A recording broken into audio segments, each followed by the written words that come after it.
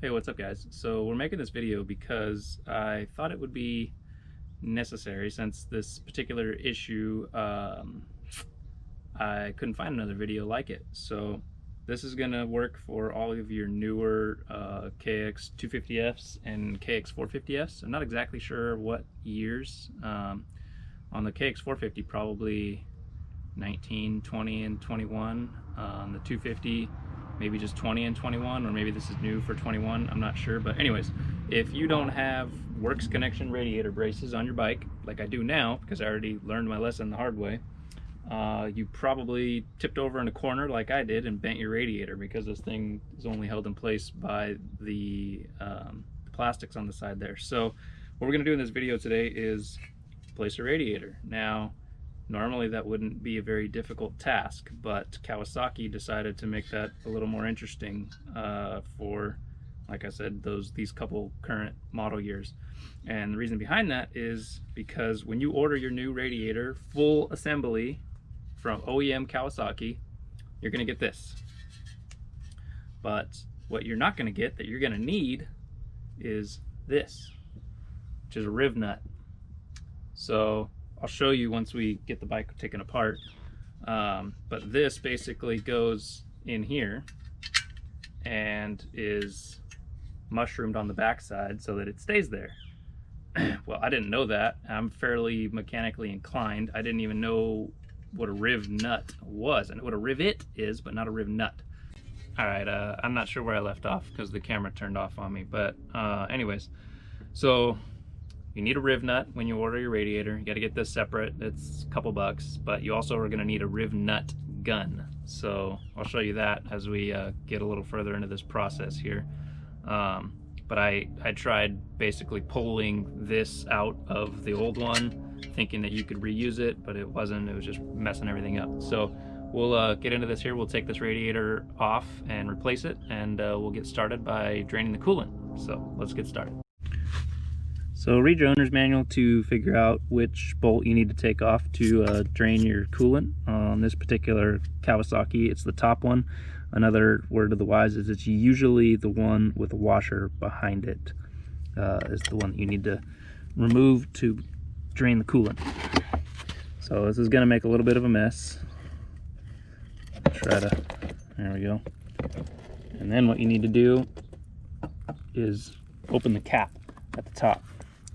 And that'll allow some airflow in there.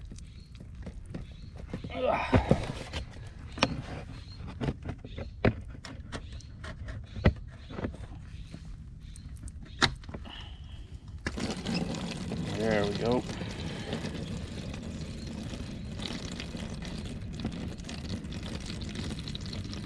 I like to move my bike right to the edge of the stand so that I have a little bit of room to work with, so that I can, once this starts dribbling, I can kind of set this a little more upright. But it does make a mess, so don't do this on your carpet in your house.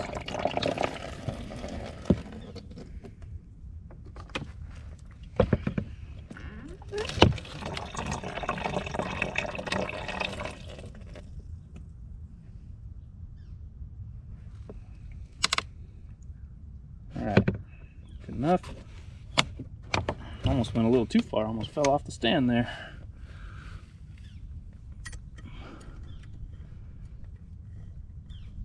Make sure you put that back on now, not later. Because if you forget and you go to fill your coolant up later, it's going to come pouring right back out the bottom and you're going to be pissed off. Alright, so we're changing the left radiator today. As you can see, I've already bent it back straight a little bit, enough to get my this brace on here, because I didn't have a new radiator yet and I still wanted to ride and it wasn't leaking, so it's fine. But you can see down here it's all pushed in and this thing looks like an S right here. It was all messed up. But I got the radiator braces on there. Highly recommend Works Connection radiator braces or something of the like, because this will save you several $100s and the time of having to replace this. So we're going to start by taking the seat off. It's not mandatory for this, but it's just a little bit easier to get this plastic back on once you're done. Also make sure before you start this, that you set your radiator coolant that you just drained somewhere out of the way where you're not going to back into it and kick it and knock it over and spill it all over the garage, where you're going to be really angry if you do that. Alright, so we got the seat bolts off. It's a whole lot of 8mm bolts. So you got 1, 2, 3, and then one in the front, 4. So we'll take all these guys off.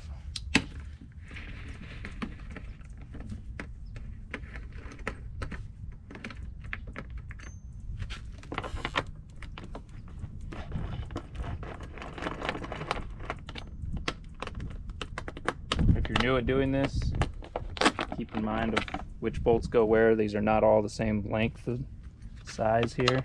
I already have the works connection brace on here, which does include some of its own bolts. Like there's a spacer on the back of this, so I'm going to be careful to try to catch that as it comes out right now. Yep, see, dropped it anyways. All right, and let's take this one in the front off. Also an 8mm, but it's very shallow, so I don't know why they did that, but it seems like it would be very easy to strip the head off of it.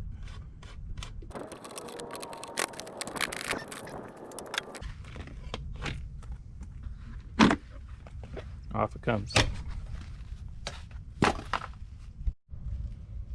Alright, if you don't have works connection radiator braces on here, which you probably don't, that's probably the reason why you're watching this video, is because you did the same thing as me, and you're probably going to buy them now. Anyways, you can skip this part because I got to take this radiator brace off real quick.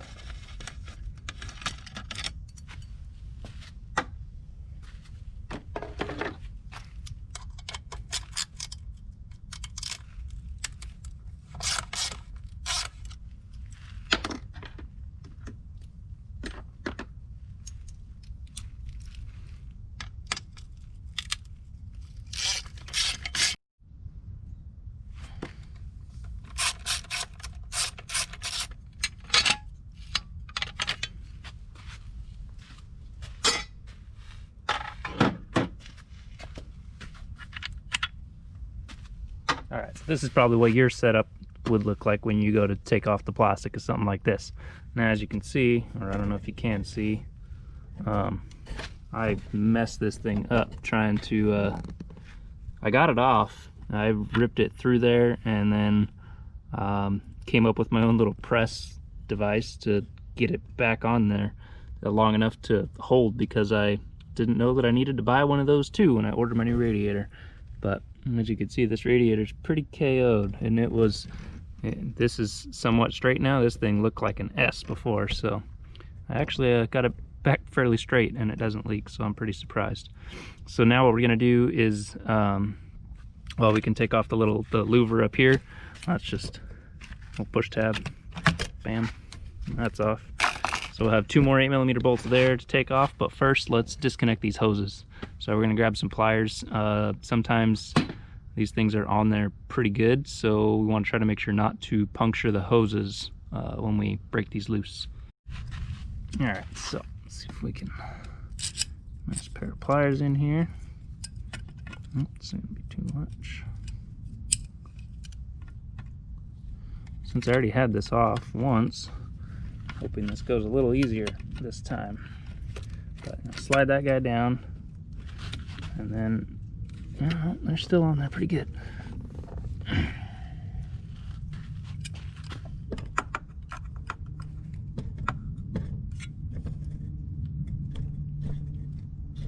Not really putting too much pressure on that, just trying to break this hose loose. Be careful when you're doing this too. Like I got my knuckles in here. These louvers in here are razor sharp, and you will cheese grade your fingers if that slips.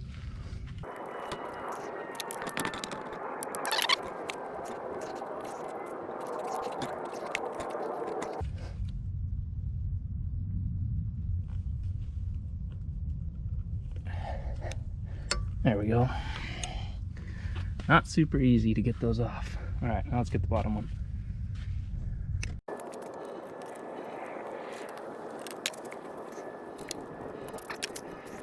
What we can do too, since that one doesn't have a lot of room to push that way, is we'll just go ahead and take these 2 bolts off, and then we'll just kind of pull it off this way toward us.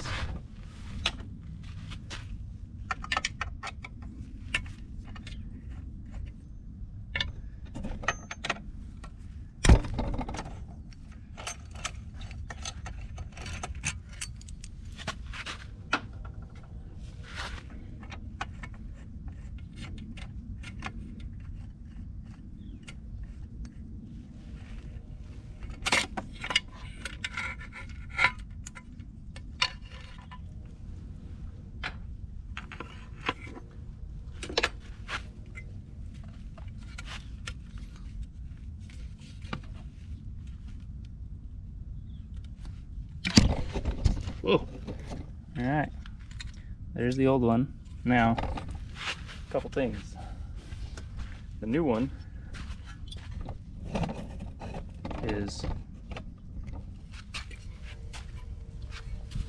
supposed to be a quote complete assembly when you order it online.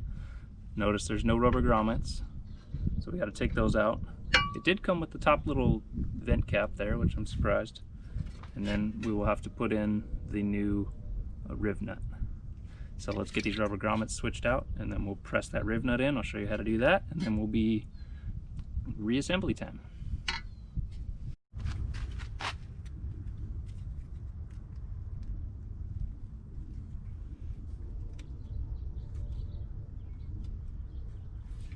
Keep in mind which way these go on from.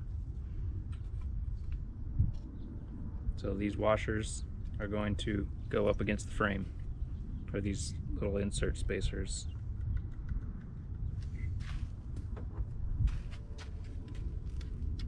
Some of these little rubber grommets are easy to get out, some are hard. We'll see.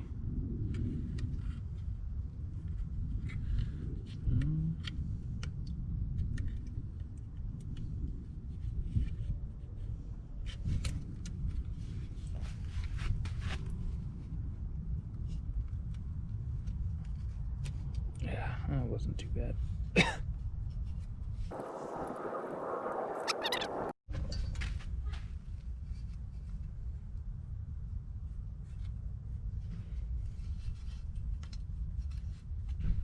Sometimes a little flathead screwdriver helps with this.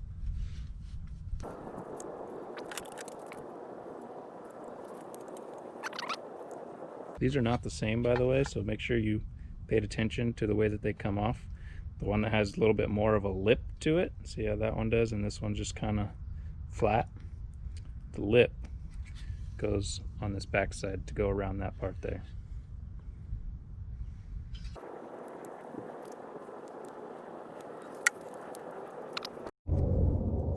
Alright, so here is the Rivnut gun, which looks kind of like a rivet gun, except not. So this one I ordered on Amazon. Don't remember how much it was, like 50 bucks I think. You have all different bit sizes from M3 all the way up to M12 in metric, and then it even comes with standard ones, which I won't be using standard too often. So just check it, make sure that it fits, which this one does. So this is the actual Rivnut. So I want to make sure that the threads were correct, and then we'll go ahead and install this into the tool and get this thing ready. So how this thing works is it's got a little collet here. So you're going to want to pull that down, put this in here on the short side, and if I can pull that down enough, thread this guy in, hand tight, as far as you can go, and then there you go. That'll clip up and over the top. And then see how it's still kind of wobbly. It's got a little locking nut here too that also threads in.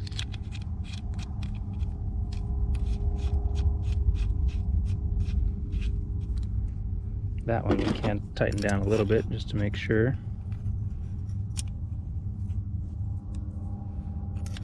If that's even the right one. There we go. Okay. Now, put this on here, just to be sure. Good.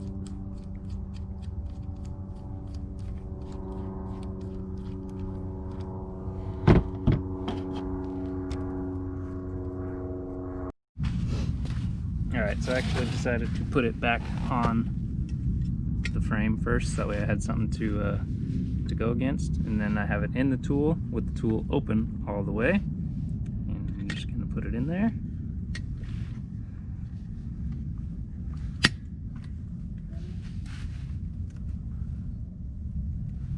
Make sure it's square.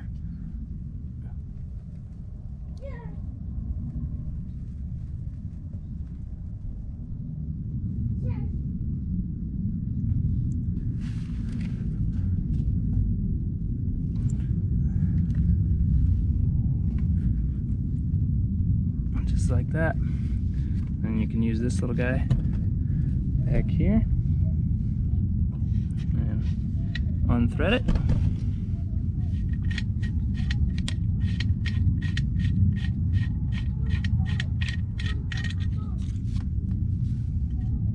And look at that. Now, I don't know why Kawasaki didn't bother to just do that for us from the factory, but they didn't. So and then not only that, but you have to buy this separately from Kawasaki, even though you bought a complete radiator from them. So now we'll just continue installing it. I put the bottom hose back on before I put these two bolts on. Well, I don't know where I left off there because the battery on this thing died, but we got it on there. It's nice and mushroomed out.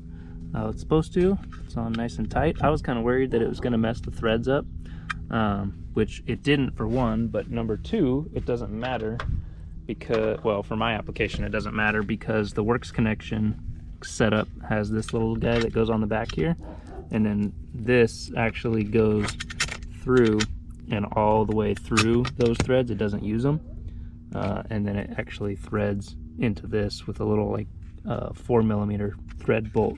So that looks like it's going to work out nicely.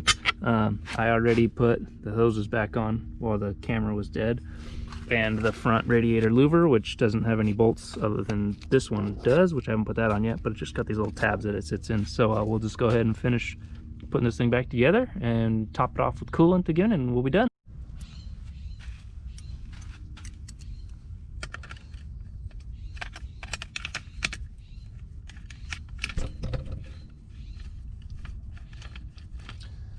Yeah, I'm not sure why Cowie had to go that route and make that so difficult for us. Now we had to buy that piece separate from the radiator, which is a hassle. Then you have to buy a Rivnut gun or take it to somebody who has one to do it. So either way, all the way around, it's just kind of a mess. But we got it done, and because I didn't even know what that was, I had to figure it out. I cannot be the only person out there that had this issue and didn't know how to fix it. So I thought I would make a video for you on how to do it. So you're welcome. Hopefully you liked it, and hopefully it worked out for you. What I was about to say is, before I realized that I put this bolt on prematurely, is if you are putting on these works connection braces for the first time, get everything snugged, or kind of snugged up or lined up with the bolts. Like just barely thread the bolt on just a little bit, and get everything lined up before you snug everything down, because this stuff does take some adjusting to get it all threaded properly.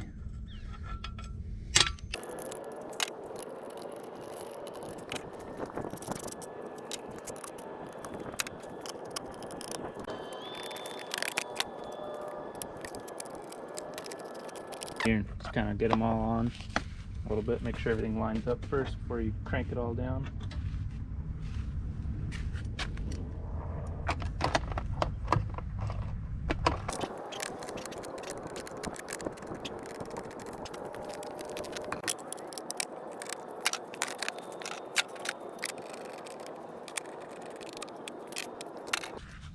Last but certainly not least, don't forget to re-add your coolant.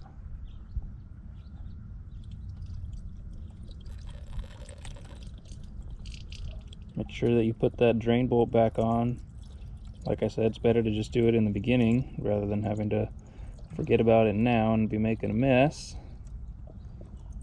And we may have to add a little bit extra since we lost a little bit, but probably should still be pretty close to the top.